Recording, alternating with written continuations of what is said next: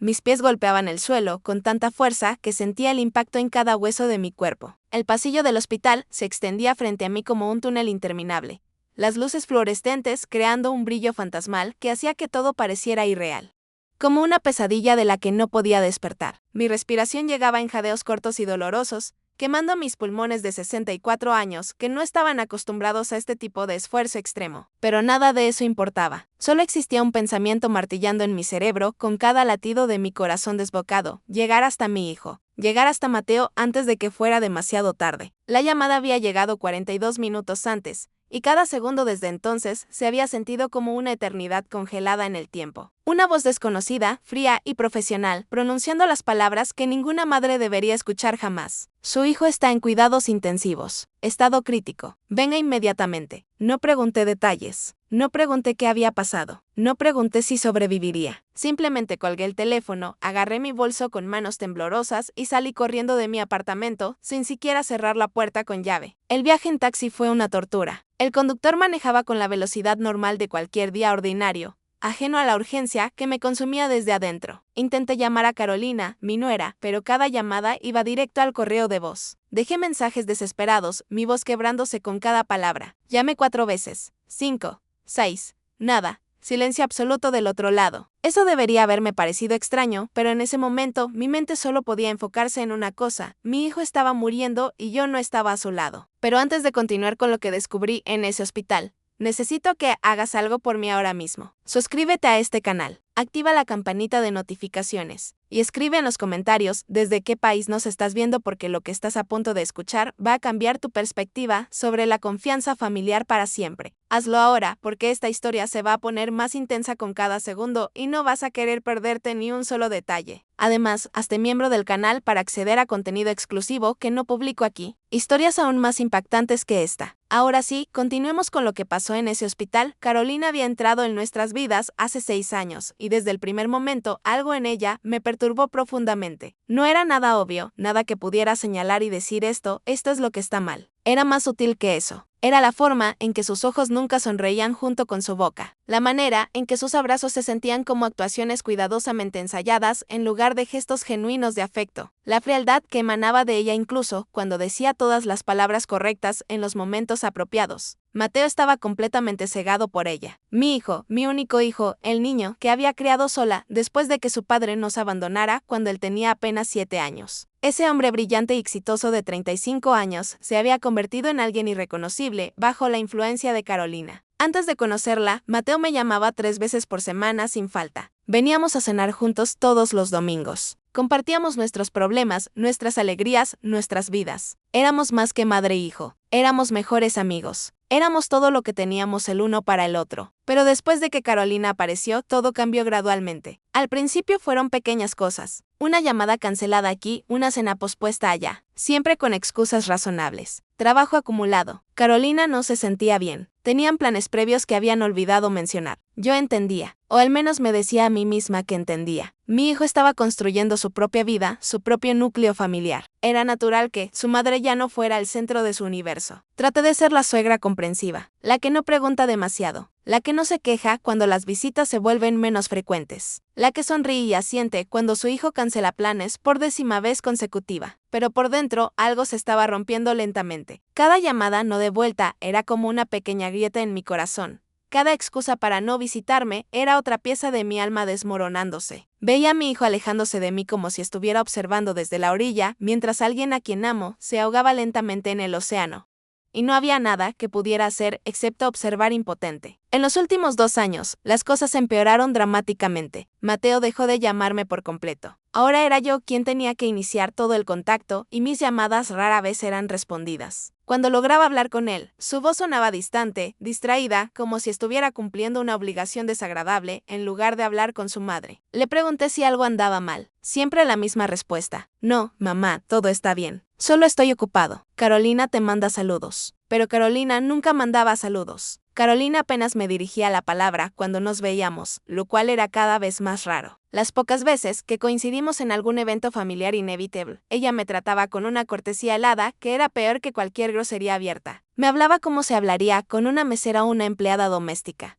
con esa educación superficial que deja claro que no vale su tiempo real. Y Mateo no veía nada de esto, o elegía no verlo. Cada vez que intentaba mencionarle sutilmente que Carolina parecía distante, él se ponía a la defensiva inmediatamente. Estás siendo injusta con ella, mamá. Está bajo mucho estrés en el trabajo. Estás malinterpretando sus intenciones. Tal vez si intentaras conocerla mejor en lugar de juzgarla. Esas palabras dolían más que cualquier otra cosa. Mi propio hijo me acusaba de ser injusta, de ser prejuiciosa, de ser el problema. Y tal vez lo era. Tal vez realmente estaba siendo una madre posesiva que no podía aceptar que otra mujer ahora ocupaba el primer lugar en la vida de su hijo. Así que me tragué mis preocupaciones. Guardé mis sospechas en lo más profundo de mi corazón. Sonreí, asentí y fingí que todo estaba perfectamente bien, incluso cuando por dentro sentía que estaba perdiendo a mi hijo pedazo por pedazo. Día tras día, el taxi finalmente se detuvo frente a la entrada de emergencias del Hospital General. Lancé dinero al conductor sin contar, sin esperar cambio, y salí corriendo antes de que el vehículo terminara de detenerse completamente. Mis piernas de 64 años se movían con una velocidad que no había experimentado en décadas, impulsadas por puro terror maternal. El mundo a mi alrededor era un borrón de colores y sonidos. Ambulancias llegando con sirenas aullando, gente corriendo en todas direcciones, voces gritando órdenes médicas. El olor penetrante de desinfectante mezclado con algo más oscuro, más ominoso, que no quería identificar. La recepcionista me dio indicaciones con esa eficiencia fría que solo viene de haber visto demasiada tragedia. Cuarto piso, ala este, habitación 426. Tomé las escaleras porque esperar el elevador era impensable. Mis pulmones protestaban con cada escalón, mi corazón golpeaba tan fuerte que estaba segura de que iba a explotar, pero no podía detenerme. No hasta verlo, no hasta saber si mi hijo seguía vivo. Cuarto piso. Empujé la puerta de las escaleras con tanta fuerza que golpeó la pared con un ruido sordo. El pasillo se extendía frente a mí, brillante e impersen. Números en las puertas. 402, 404, 406. Mis zapatos resonaban contra el linóleo con ese sonido hueco peculiar que solo existe en hospitales. Cada paso me acercaba más a la habitación de Mateo, pero también aumentaba el terror que me apretaba el pecho como un tornillo que se ajusta más y más.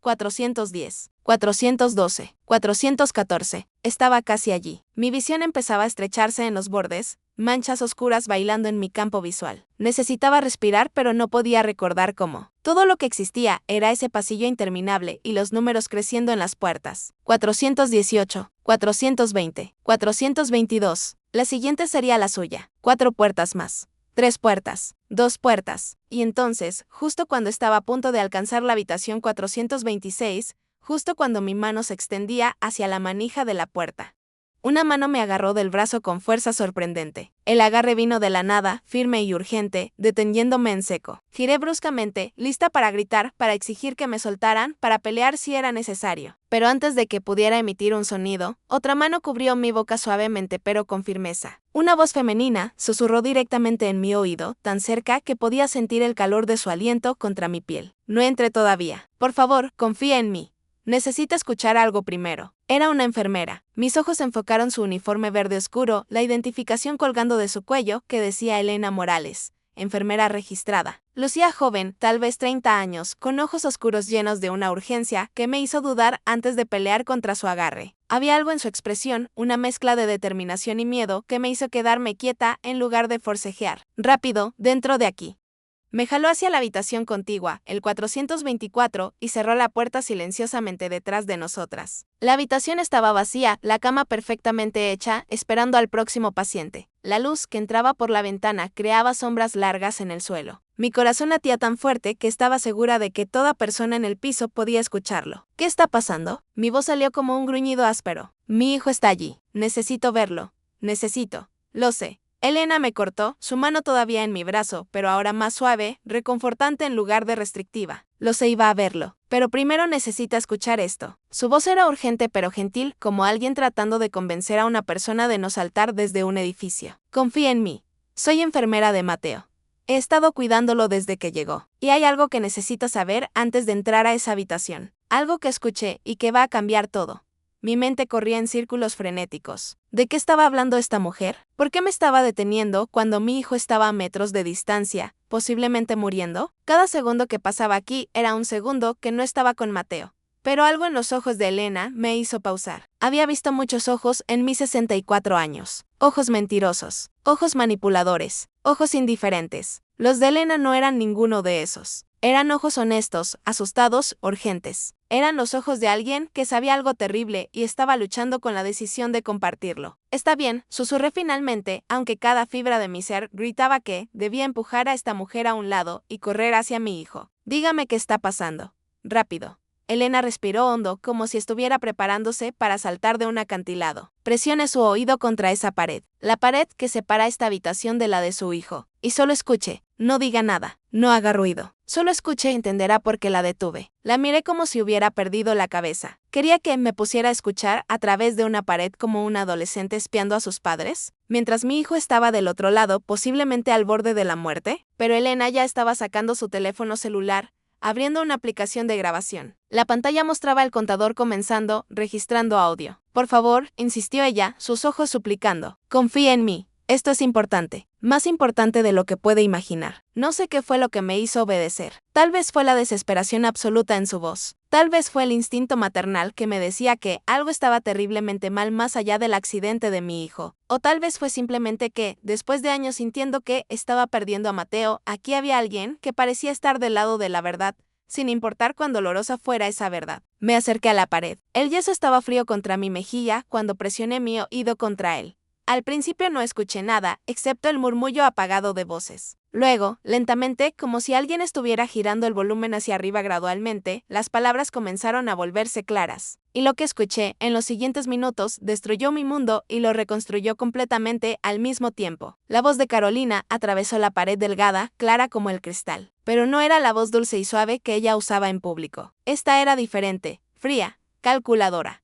Completamente desprovista de cualquier emoción humana. Sonaba como alguien discutiendo los términos de un contrato de negocios, no como una esposa preocupada por su marido hospitalizado. Entonces, ¿cuánto tiempo tenemos antes de que podamos mover los papeles? Una voz masculina respondió, grave y profesional. Si continúa inconsciente otras 48 horas, podemos procesar un poder notarial de emergencia. Con su firma como cónyuge legal, obtendrá acceso completo a todas las cuentas bancarias, las propiedades, las inversiones. Todo pasará a su control. Mi estómago se revolvió violentamente. Sentí bilis subiendo por mi garganta, quemando, pero me forcé a tragarla de nuevo. Mis manos temblaban tanto que tuve que presionarlas contra la pared para mantenerlas quietas. Elena estaba junto a mí, sosteniendo su teléfono cerca de la pared, capturando cada palabra maldita. ¿Y si despierta antes de eso? La voz de Carolina llevaba una nota de irritación, como si estuviera discutiendo un inconveniente menor en lugar de la vida de su esposo. ¿Qué hacemos entonces? El plan todavía funciona, respondió el hombre, y ahora reconocí el tono, el lenguaje preciso y cuidadoso de un abogado. Los documentos ya están preparados con fechas retroactivas. Diremos que los firmó antes del accidente, cuando todavía estaba consciente. Los esposos confían en las esposas, especialmente durante emergencias médicas. Nadie va a cuestionar la legitimidad. Además, con el trauma cerebral que sufrió, si despierta probablemente no recordará mucho de los días previos al accidente. Perfecto, Carolina casi ronroneaba de satisfacción. ¿Y qué hay del apartamento que la vieja le dejó? Está a nombre de Mateo, ¿correcto? Vieja. Me llamó vieja. Estaba hablando de mí, del apartamento que había puesto a nombre de Mateo hace 4 años, cuando pensé que me estaba poniendo demasiado frágil para vivir sola. Era mi hogar de toda la vida, el lugar donde había criado a mi hijo como madre soltera,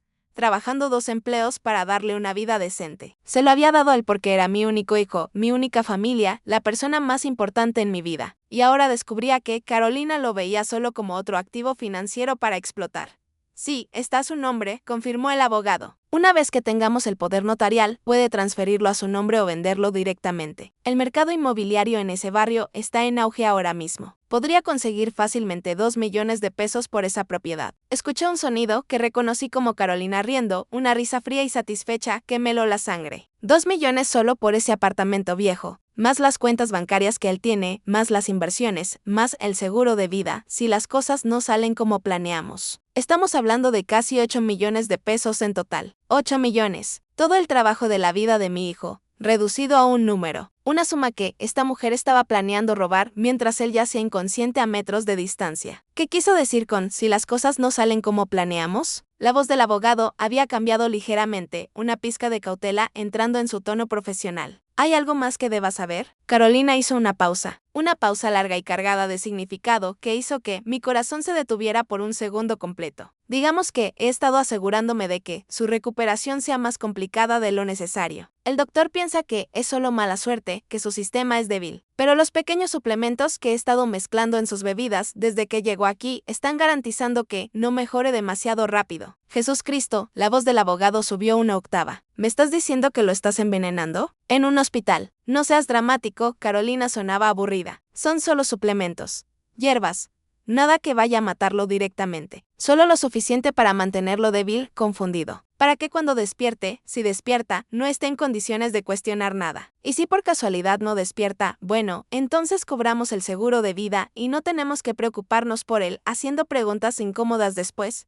Mi mundo se inclinó en su eje. Esta mujer, esta criatura que mi hijo había amado y confiado y planeado construir una vida con ella. No solo estaba robándolo, lo estaba envenenando activamente. Estaba matándolo lentamente, mientras fingía ser la esposa devota y preocupada. Y lo estaba haciendo aquí, en un lugar que se suponía era seguro, donde los médicos y las enfermeras se suponía que lo protegían. Elena me agarró del brazo, sosteniéndome firme porque mis piernas habían comenzado a ceder. Sus ojos estaban llenos de lágrimas de rabia impotente. Ella también había escuchado todo, y por su expresión, esto confirmaba sospechas que ya tenía. El abogado estaba hablando de nuevo, su voz ahora tensa. Eso es cruzar una línea que no puedo. Si lo están envenenando y lo descubren, esto va más allá de fraude. Es intento de homicidio. Podríamos ir a prisión por décadas. Relájate, Carolina sonaba irritada ahora. Nadie va a descubrir nada. Los doctores piensan que sus complicaciones son solo parte del trauma del accidente. Y la vieja ni siquiera ha aparecido todavía. Probablemente ni siquiera sabe que está aquí. Incluso si aparece, es una mujer de 60 y tantos años viviendo sola. ¿Qué va a hacer? ¿Quién le va a creer si empieza a hacer acusaciones locas? Todo el mundo sabe que las suegras siempre tienen problemas con las güeras. Dirán que está celosa, que está inventando cosas. Apreté los puños tan fuerte que mis uñas se clavaron en mis palmas, dejando medias lunas de dolor que apenas registré. Esta mujer no solo me despreciaba, me había calculado, evaluado y descartado como irrelevante. Pensó que era demasiado vieja, demasiado débil, demasiado insignificante para representar cualquier amenaza real. Y esa fue su equivocación, su error fatal, porque subestimó lo que una madre haría por su hijo. Subestimó la furia que puede surgir cuando ves a tu único hijo siendo destruido por alguien que él confía. Subestimó que, 64 años de vida, me habían enseñado a ser resistente, a ser sabia, a ser absolutamente implacable cuando se trata de proteger lo que amo. ¿Estás grabando todo esto? Susurré a Elena, mi voz apenas audible, pero llena de una determinación de acero. Ella asintió, su teléfono aún capturando cada palabra venenosa, cada sílaba, cada confesión, cada admisión de crimen. Bien, dije, sintiéndome extrañamente calmada ahora, a pesar del horror de lo que acababa de escuchar. Porque ahora sabía lo que tenía que hacer. Ahora tenía un propósito más claro que cualquier otra cosa que hubiera experimentado en mi vida. Íbamos a destruir a Carolina, íbamos a salvar a Mateo, y íbamos a asegurarnos de que esta mujer pagara por cada crimen que había cometido. Elena me miró con una mezcla de alivio y determinación feroz. Sabía que algo estaba mal, susurró urgentemente. Los signos vitales de Mateo seguían cayendo sin razón médica clara. Sus niveles de electrolitos estaban descontrolados. Tenía síntomas que no coincidían con su diagnóstico. Entonces lo vi. Hizo una pausa, su mandíbula apretándose. Vi a Carolina mezclando algo en su jugo de naranja ayer por la mañana. Cuando le pregunté qué era, dijo que eran vitaminas que su nutricionista recomendó. Pero algo en la forma en que lo dijo, la forma en que escondió el sobrevacío, me hizo sospechar. Empecé a prestar más atención. Escuché fragmentos de sus conversaciones telefónicas. Y hoy, cuando ese abogado llegó, supe que tenía que hacer algo. ¿Por qué no fue directamente a los doctores? Pregunté, aunque ya sospechaba la respuesta. Lo intenté, admitió Elena, lágrimas de frustración brillando en sus ojos. Pero Carolina es convincente. Llora en los momentos correctos. Dice las cosas correctas. Interpreto perfectamente el papel de esposa devota. Y yo soy solo una enfermera. No tengo pruebas concretas. Si hubiera ido a mis superiores sin evidencia, podría haberme despedido por hacer acusaciones infundadas. Pero ahora, señaló su teléfono, ahora tenemos prueba. Tenemos su confesión grabada. Tenemos todo lo que necesitamos. Pero necesitamos más, dije, mi cerebro ya trabajando en estrategia. Necesitamos prueba física del veneno. Necesitamos análisis de sangre que muestren sustancias que no deberían estar allí. Necesitamos una cadena de evidencia que sea imposible de refutar. Elena sintió vigorosamente. El doctor Suárez está de turno esta noche. Es bueno, minucioso, no le gustan las inconsistencias. Si le presento esto, ordenará un panel toxicológico completo inmediatamente. Y tengo los sobres vacíos que encontré en su bolso cuando no estaba mirando. Los guardé pensando que algún día podrían ser importantes. ¿Revisaste su bolso? Elena se sonrojó ligeramente. Sé que técnicamente es invasión de privacidad, pero estaba tratando de salvar la vida de mi paciente. A veces las reglas necesitan ser rotas por razones correctas. Eres una heroína, le dije con sinceridad. Mi hijo está vivo ahora mismo porque confiaste en tus instintos. Porque tuviste el valor de actuar incluso cuando no tenías toda la evidencia. Nunca podré agradecértelo lo suficiente. Ella sacudió la cabeza. Solo estoy haciendo mi trabajo. Proteger a mis pacientes. Incluso cuando eso significa protegerlos de sus propias familias. Ahora escúchame bien, dije, entrando en modo de planificación completa. Esto es lo que vamos a hacer. Pasamos los siguientes 15 minutos elaborando un plan meticuloso. Cada paso tenía que ser perfecto porque solo tendríamos una oportunidad de hacer esto bien. Si Carolina sospechaba cualquier cosa, podría huir o destruir evidencia, o peor aún,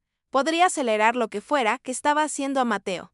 No podíamos arriesgarnos a eso. Primero, Elena iría a hablar con el doctor Suárez inmediatamente. Le mostraría la grabación y solicitaría un panel toxicológico de emergencia completo. También pediría que se asignara seguridad a la habitación de Mateo, citando preocupaciones de seguridad del paciente. Mientras tanto, yo llamaría a la policía, pero no a la línea general. Elena me dio el número directo de la detective Ramírez, una investigadora que se especializaba en crímenes dentro de instalaciones médicas. Al parecer habían trabajado juntas en casos previos. Necesitábamos a alguien que entendiera la seriedad de la situación y pudiera actuar rápidamente. Después de que pusiéramos estas cosas en movimiento, entonces, y solo entonces, yo entraría a la habitación de Mateo. Pero no confrontaría a Carolina. No todavía. Actuaría como la suegra ignorante y preocupada que ella esperaba que fuera.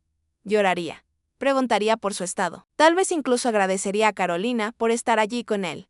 Y mientras tanto, las fuerzas que habíamos puesto en movimiento estarían convergiendo para destruir sus planes cuidadosamente elaborados. ¿Lista?, preguntó Elena, su mano en la manija de la puerta. Su teléfono con la grabación ya estaba siendo respaldado en la nube, enviado a su correo electrónico personal, guardado de todas las formas posibles. Esta evidencia no iba a desaparecer. Lista, respondí, aunque mi corazón latía tan fuerte que pensé que iba a salirse de mi pecho. Vamos a salvar a mi hijo. Salimos de la habitación 424 y nos separamos. Elena fue en dirección a la estación de enfermeras, su paso rápido y decidido. Yo me quedé parada, frente a la puerta de la habitación 426, tomando respiraciones profundas, preparándome para la actuación de mi vida. Porque tenía que ser convincente. Tenía que ser la madre preocupada pero indefensa que Carolina esperaba. No podía dejar que viera la furia ardiente que ahora consumía cada célula de mi cuerpo. Puse mi mano en la manija de la puerta. Fría.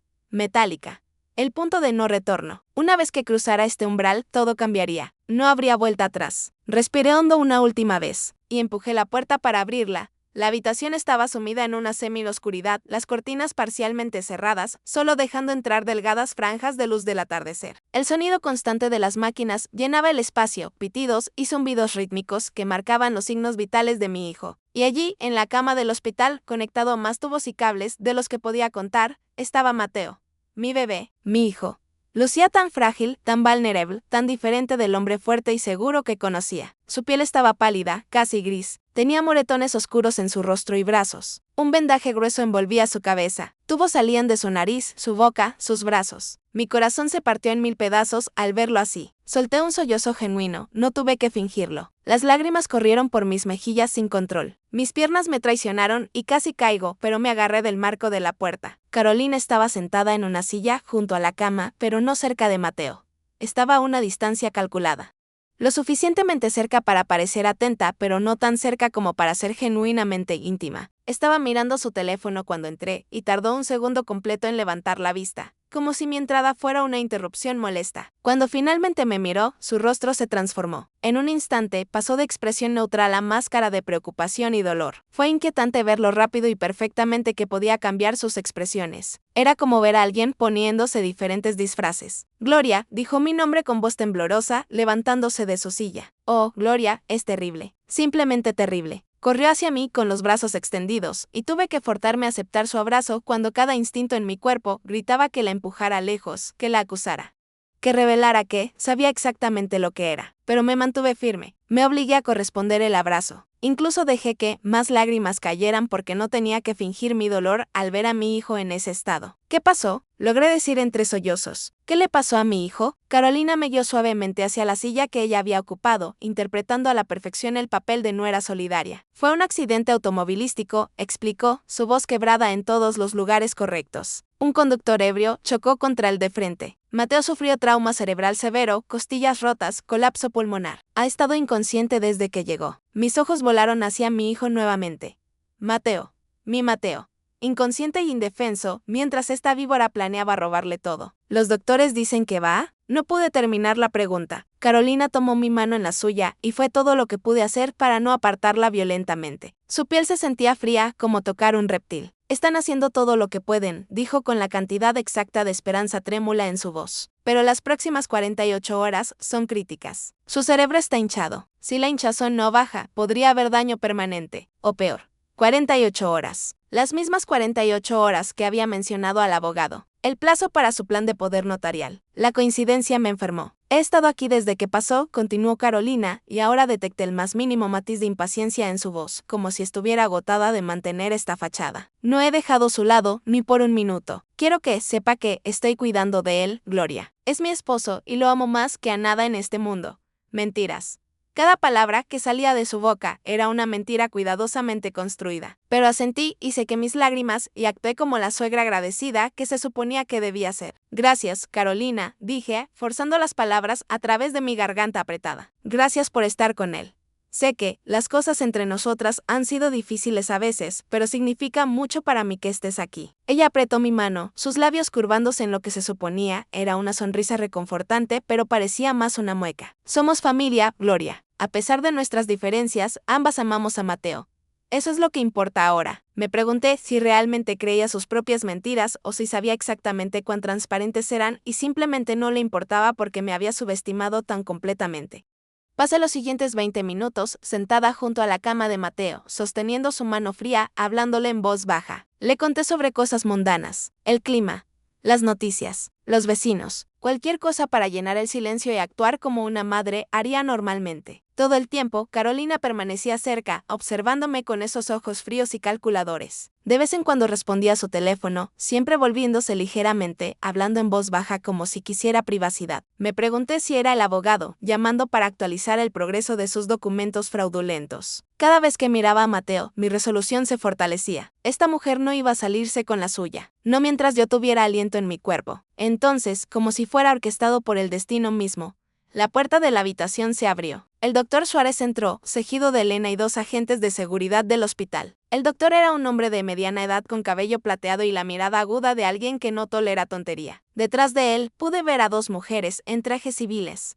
Detectives. Una de ellas tenía que ser la detective Ramírez. Carolina se puso de pie inmediatamente, su expresión cambiando a preocupación mientras veía la procesión entrando a la habitación. «Doctor Suárez, ¿está todo bien? ¿Pasó algo con mi esposo?» El doctor la miró con una expresión que no podía interpretar completamente. «Señora, necesitamos realizar algunos exámenes adicionales inmediatamente. Exámenes de toxicología que deberían haberse realizado cuando el señor Ruiz fue admitido, pero que, por alguna razón, fueron pasados por alto». Su tono era cortés, pero había acero debajo de las palabras. ¿Toxicología? Carolina frunció el ceño, su confusión pareciendo genuina. ¿Por qué sería necesario eso? Fue un accidente automovilístico, no una sobredosis. Es procedimiento estándar en casos con complicaciones inexplicables, respondió el doctor secamente. Y el señor Ruiz tiene varias complicaciones que no coinciden con su diagnóstico inicial. Así que estamos siendo minuciosos. Mientras esto sucedía, las 2 detectives se acercaron. La más alta, una mujer de unos 40 años, con el pelo corto oscuro y ojos que no perdían detalle, sacó su identificación. «Soy la detective Ramírez», dijo. «Esta es mi socia, la detective Torres. Señora Carolina Ruiz, necesitamos hacerle algunas preguntas». El color drenó del rostro de Carolina. Por un momento, solo por un momento fugaz, vi el pánico cruzar sus características antes de que la máscara de confusión preocupada volviera a su lugar. «¿Preguntas? ¿Sobre qué?» «Mi esposo tuvo un accidente. No entiendo qué está pasando aquí. Comprendemos que esto debe ser confuso, dijo la detective Torres, su voz tranquilizadora pero sus ojos vigilantes. Pero han surgido algunas preocupaciones sobre la atención del señor Reed y necesitamos aclarar algunas cosas. ¿Podría acompañarnos al pasillo? No, Carolina sacudió la cabeza firmemente. No voy a dejar a mi esposo.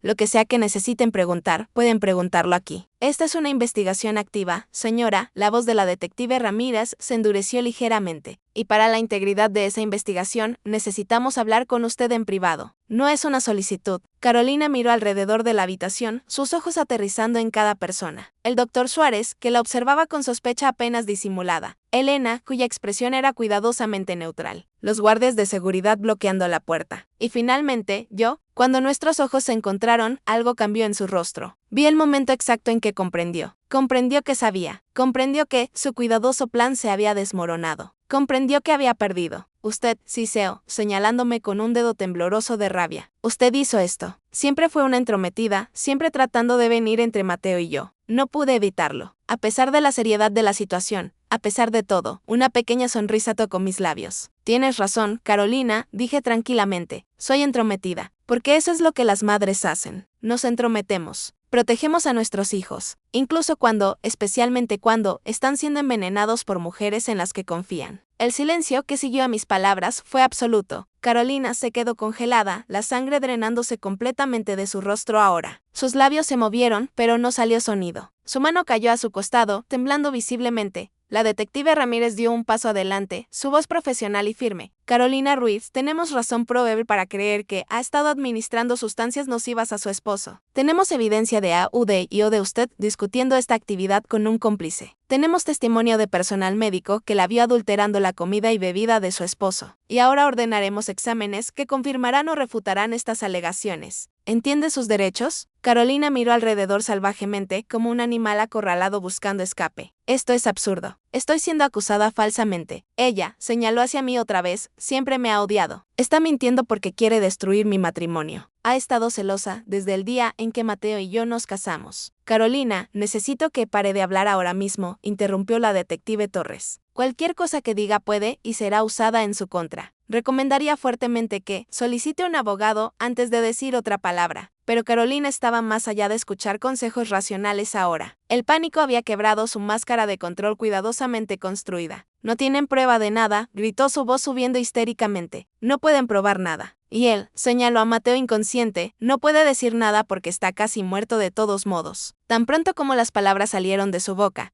se dio cuenta de su error. Vio nuestras expresiones. Vio cómo el doctor Suárez inmediatamente escribía notas. Vio el teléfono de Elena nuevamente, grabando cada palabra. Vio a las detectives intercambiando miradas significativas. Yo no, comenzó, tratando de retroceder. No quise decir eso. Quise decir que su condición es grave. Por supuesto que quiero que sobreviva. Es mi esposo.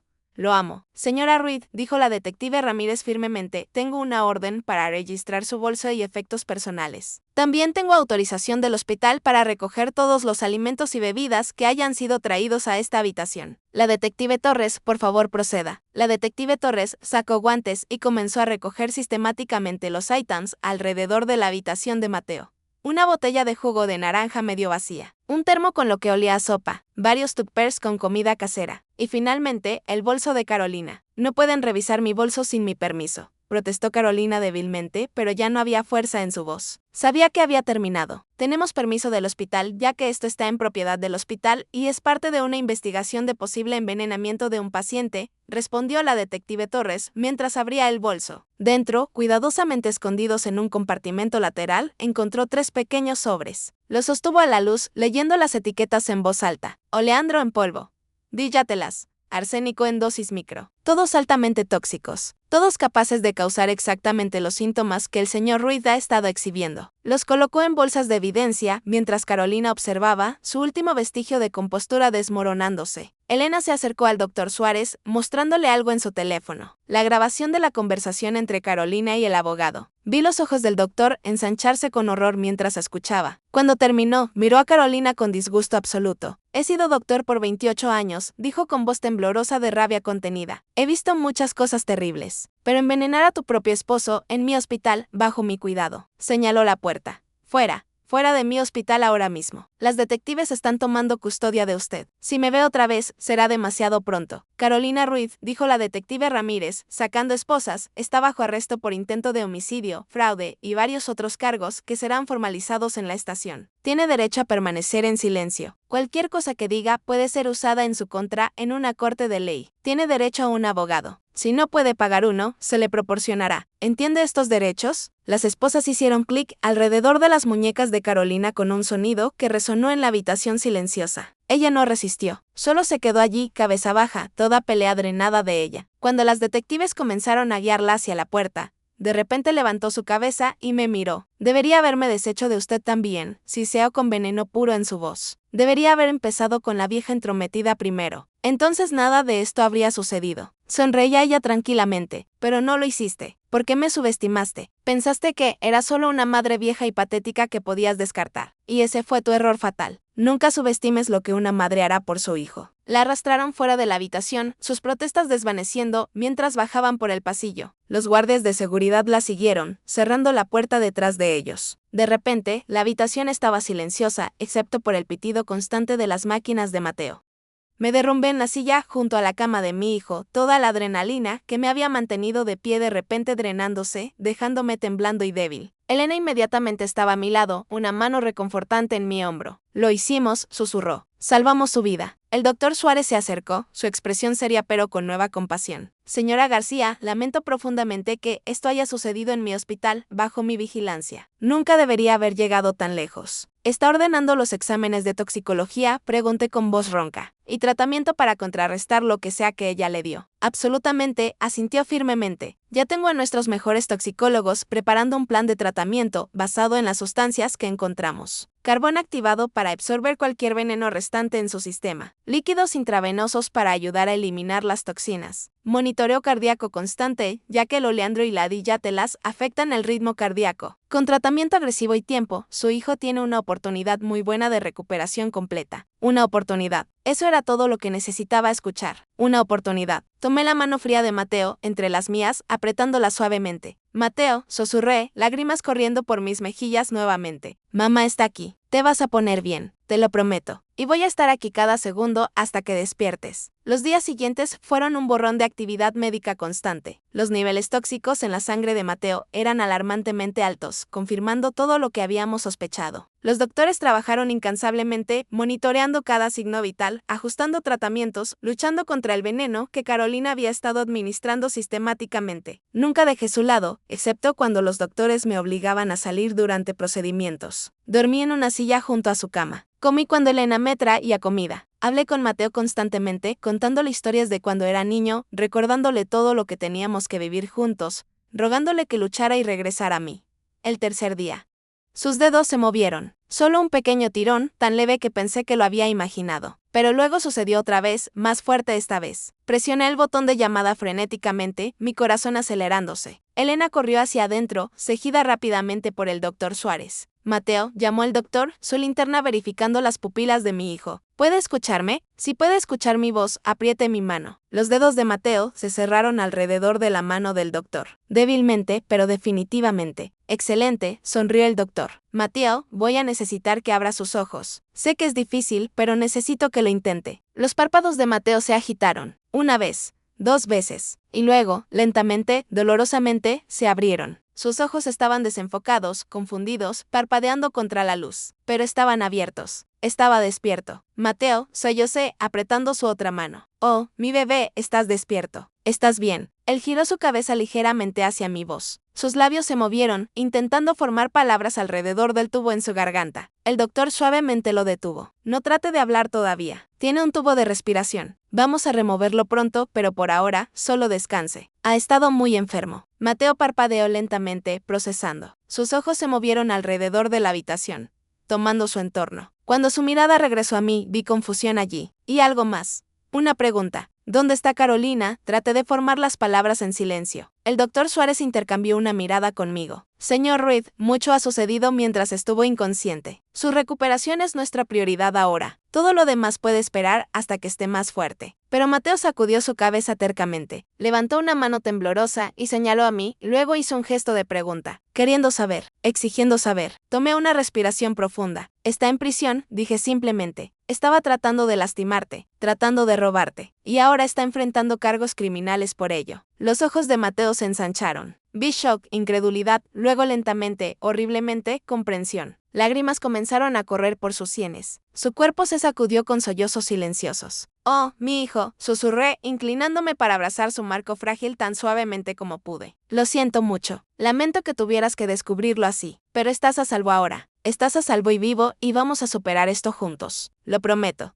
La recuperación física de Mateo tomó semanas. La recuperación emocional tomaría mucho más tiempo. Cuando finalmente le removieron el tubo de respiración y pudo hablar, pidió escuchar todo. Cada detalle de lo que Carolina había planeado. Cada palabra de la conversación que había escuchado. Cada paso que tomamos para detenerla. Se lo conté todo, sin omitir nada, no importa cuán doloroso fuera. Él merecía la verdad. Cuando terminé, simplemente se quedó sentado en silencio por largo tiempo, mirando sus manos. Fui tan estúpido, dijo finalmente, su voz áspera de desuso y emoción. Tan increíblemente estúpido. Tú trataste de advertirme. Traté de mostrarte que algo estaba mal con ella. Y yo te alejé. Te acusé de ser celosa, de ser entrometida. Elegí a la mujer que estaba tratando de matarme sobre la madre que me dio todo. No, lo detuve firmemente. No fuiste estúpido. Fuiste manipulado por alguien que es experta en manipulación. Carolina te eligió porque vio que eras amable, confiado, exitoso. Ella buscó esas cualidades y las explotó. Nada de esto es tu culpa. Pero te aparte de mí, protestó él, lágrimas renovadas corriendo por su rostro. Dejé de llamar, dejé de visitar. Dejé que ella me convenciera de que eras el problema cuando ella era el problema todo el tiempo. Te fallé como hijo. Miré a mi hijo, a este hombre que había amado más que a mi propia vida desde el momento en que lo sostuve recién nacido en mis brazos. Y elegí mis siguientes palabras cuidadosamente. Mateo, escúchame. Escúchame muy bien. No me fallaste. Cometiste errores, sí, pero no me fallaste. ¿Sabes por qué? Porque cuando importó, cuando tu vida estaba en la línea, yo estaba allí. Luché por ti. Te salvé, y lo haría de nuevo 1000 veces, sin importar cuántas veces me alejes, sin importar cuántos años pasen sin hablar, porque eso es lo que las madres hacen. Amamos incondicionalmente, perdonamos infinitamente, y siempre, siempre estamos allí cuando nuestros hijos nos necesitan. Así que no me fallaste, y nunca podrías. Eres mi hijo, mi único hijo, y nada, ningún error, ninguna manipulación, ninguna cantidad de tiempo o distancia cambiará jamás eso. Se derrumbó entonces, sollozando contra mi hombro como no había hecho desde que era niño pequeño. Y lo sostuve, murmurando palabras de consuelo, dejándolo liberar todo el dolor y la traición y el horror de lo que había vivido. Por primera vez en años, teníamos de vuelta lo que habíamos perdido. Teníamos el uno al otro. El juicio de Carolina fue programado para 6 meses después. En ese tiempo, nuevas revelaciones salieron a la luz sobre su pasado. La detective Ramírez descubrió que Carolina había estado casada 2 veces antes. Ambos esposos previos habían muerto en circunstancias sospechosas, ambos dejándole sumas sustanciales de dinero. Uno supuestamente murió de un ataque cardíaco a los 42 años, aunque había estado perfectamente saludable. El otro cayó por las escaleras en circunstancias cuestionables. En ambos casos, Carolina había heredado todo y se había mudado rápidamente fuera de estado. Los casos fueron reabiertos, exhumaciones fueron ordenadas, y el patrón se volvió imposible de ignorar. Carolina no era solo una mujer codiciosa que intentó matar a su esposo por dinero. Era una asesina serial que había perfeccionado su método durante años. Mateo fue solo el último en una línea de víctimas. Excepto que, a diferencia de los otros, él había sobrevivido. Porque tuve esos 15 minutos adicionales de aviso. Porque Elena confió en sus instintos. Porque actuamos antes de que fuera demasiado tarde. El día del juicio llegó bajo cielos grises amenazando lluvia. Entramos al edificio de la Corte de la Mano, Mateo y yo, presentando un frente unido. La sala estaba llena. Prensa. Familias de las víctimas previas de Carolina. Espectadores curiosos atraídos por la naturaleza sensacional del caso. Y allá adelante, sentada junto a su abogado defensor, estaba Carolina. Lucía diferente ahora, más delgada, más vieja. El encarcelamiento había cobrado su precio. Su cabello, una vez siempre perfectamente estilizado, estaba peinado hacia atrás en una cola simple, sin maquillaje, sin joyas, solo el uniforme naranja de prisión y grilletes. Cuando sus ojos encontraron los nuestros, no había el calor de reconocimiento o arrepentimiento. Solo frialdad, esa misma frialdad calculadora que había visto en ella desde el principio. El juicio duró 2 semanas. La fiscalía presentó evidencia montaña tras montaña. La grabación de su conversación con el abogado. Los exámenes toxicológicos mostrando las sustancias en el sistema de Mateo. Los sobres de veneno encontrados en su bolso. El testimonio de Elena sobre observarla adulterando su comida. Expertos en caligrafía confirmando que había falsificado la firma de Mateo en documentos financieros. La evidencia de los 2 matrimonios previos y las muertes sospechosas. Fue devastador, abrumador, imposible de refutar. La defensa intentó argumentar que Mateo había consentido a los documentos financieros, que las hierbas en su bolso eran suplementos legales malinterpretados, que los maridos previos murieron de causas naturales y traer esos casos era prejuicioso, pero fue débil, desesperado. Incluso el jurado podía ver a través de ello. Cuando Mateo tomó el estrado para testificar, la sala entera quedó en silencio. Habló sobre su relación con Carolina, sobre cómo ella lentamente lo aisló de mí, de sus amigos, de cualquiera que pudiera interferir con su control, sobre los síntomas extraños que comenzó a experimentar en los meses antes del accidente. Náuseas, fatiga, confusión, palpitaciones cardíacas, todo atribuido al estrés laboral. Confié en ella completamente, dijo su voz firme, a pesar de la emoción. Le di acceso a mis cuentas. Puse mi apartamento a nombre conjunto. Le conté cada detalle de mis finanzas, porque pensé que era mi esposa. Pensé que me amaba, pero para ella, yo era solo un medio para un fin. Una cuenta bancaria para drenar, y cuando terminara de drenarla, planeaba dejarme morir. Miró directamente a Carolina. Me envenenabas. En el hospital, cuando se suponía que los doctores me estaban sanando, tú me estabas matando lentamente. ¿Cómo se vive con eso? ¿Cómo se duerme por la noche sabiendo que mataste a 2 personas antes de mí y casi lo lograste con una tercera? Carolina no dijo nada, ni siquiera lo miró, solo miraba sus manos esposadas con expresión en blanco. Cuando fue mi turno de testificar, caminé al estrado con la cabeza en alto. Conté mi historia, la carrera desesperada al hospital, ser detenida por Elena, escuchar la conversación que reveló los planes de Carolina. El momento de decisión, cuando tuve que elegir entre entrar inmediatamente a ver a mi hijo o tomar el tiempo para reunir evidencia que lo salvaría. Ella me llamó una vieja entrometida, dije mirando directamente al jurado. Y tenía razón, soy entrometida. Me entrometo en la vida de mi hijo porque lo amo. Me entrometo cuando veo que algo está mal. Y nunca me disculparé por eso, porque esa intromisión salvó la vida de mi hijo. El veredicto vino después de solo 4 horas de deliberación. Culpable en todos los cargos. 3 cargos de asesinato en primer grado por las muertes de los esposos previos. Intento de asesinato en primer grado para Mateo. Fraude. Falsificación.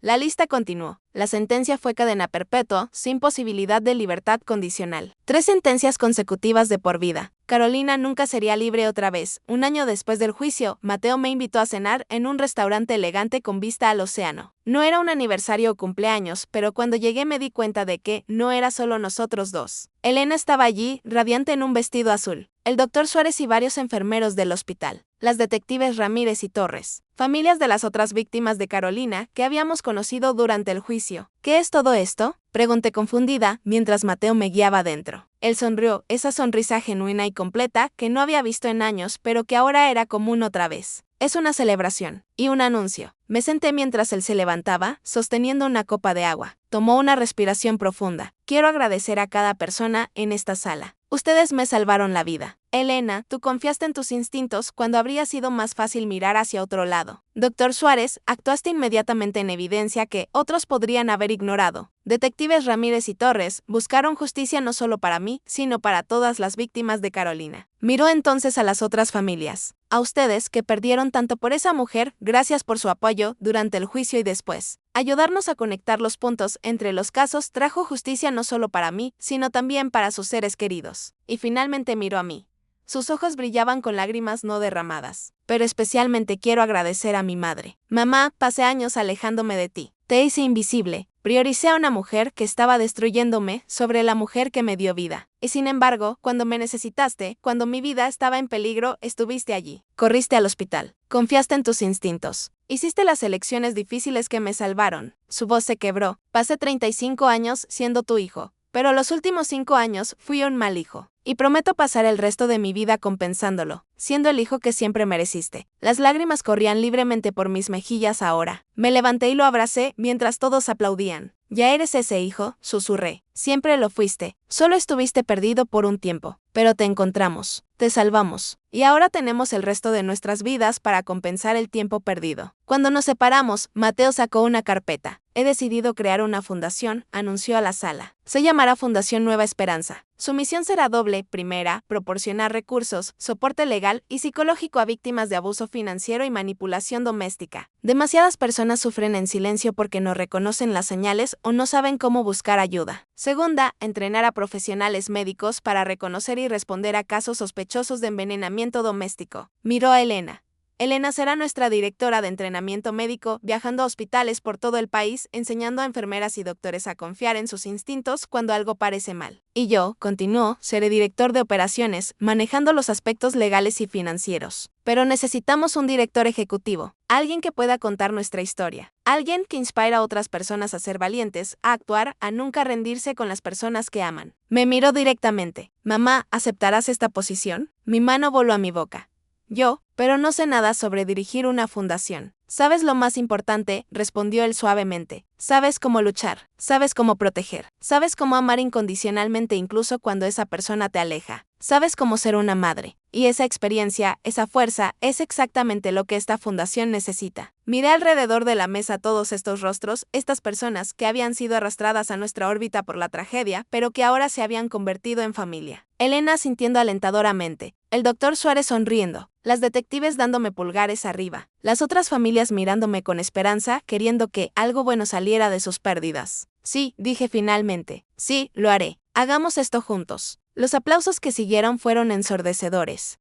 Hoy, 3 años después del incidente del hospital, la Fundación Nueva Esperanza ha ayudado a más de 350 familias. Ofrecemos consultas legales gratuitas para víctimas sospechando fraude financiero. Tenemos psicólogos especializados en trauma de abuso. Proporcionamos refugio temporal para personas escapando de situaciones domésticas peligrosas. Y hemos entrenado a personal en 200 hospitales por todo el país para reconocer señales de envenenamiento doméstico. Elena viaja constantemente, dando talleres, compartiendo su historia sobre confiar en el instinto que le decía que algo estaba mal con Mateo.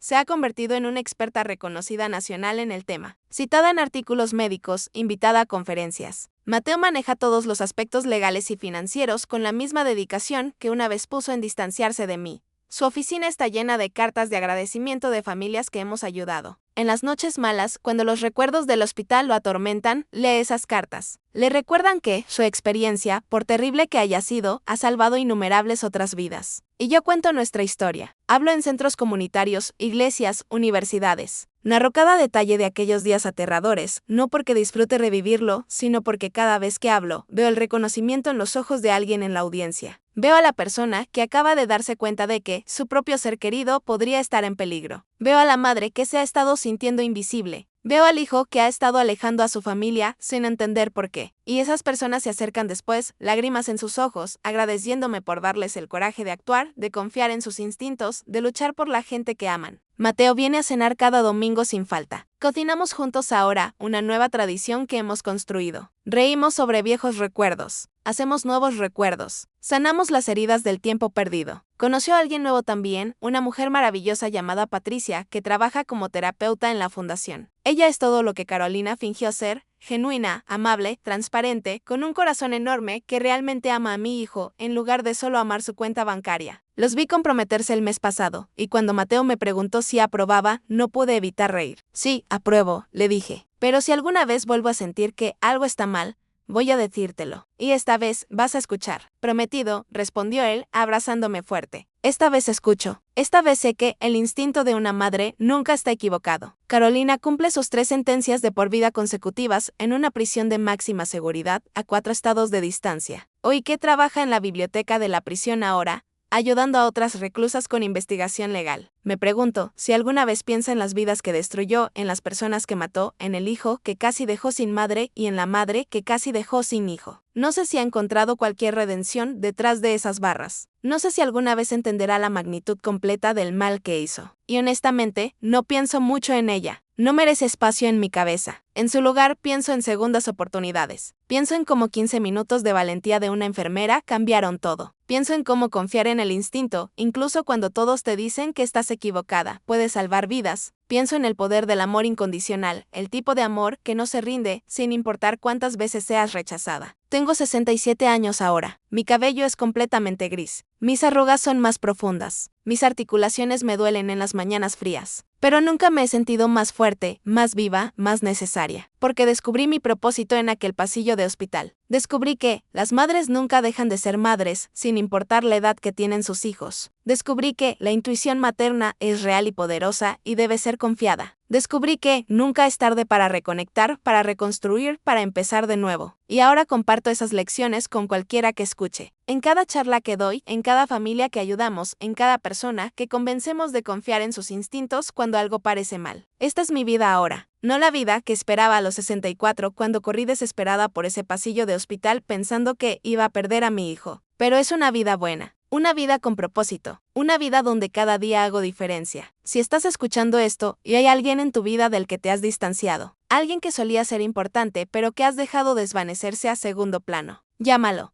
Hoy, ahora. No esperes hasta que sea una emergencia. No esperes hasta que casi los pierdas. Reconecta mientras aún tienes tiempo. Y si eres padre o madre, sintiendo que tu hijo se está alejando, no te rindas. Nunca te rindas. Mantén las líneas de comunicación abiertas. Confía en tus instintos cuando algo parece mal. Sé entrometida si tienes que serlo, porque al final, esa intromisión podría ser exactamente lo que salve la vida de tu hijo. Nunca subestimes el poder de una madre que lucha por su hijo. Nunca ignores aquel instinto que te dice que algo está mal. Y nunca renuncies a las personas que amas porque al final es ese amor el que nos salva. Es ese amor el que nos hace inquebrantables. Es ese amor el que nos da fuerza que ni siquiera sabíamos que existía. Ahora, si te impactó esta historia, si te hizo sentir algo, suscríbete a este canal inmediatamente. Presiona la campanita para recibir notificaciones. Y escribe en los comentarios desde qué país nos estás viendo y qué parte de esta historia te dejó más impactado. También, no olvides hacerte miembro para acceder a videos exclusivos que no publico aquí, historias aún más intensas e impactantes que esta. Tu apoyo nos ayuda a continuar compartiendo estas historias importantes que pueden salvar vidas. Nos vemos en la próxima historia. Y recuerda, el amor de una madre es la fuerza más poderosa en el universo.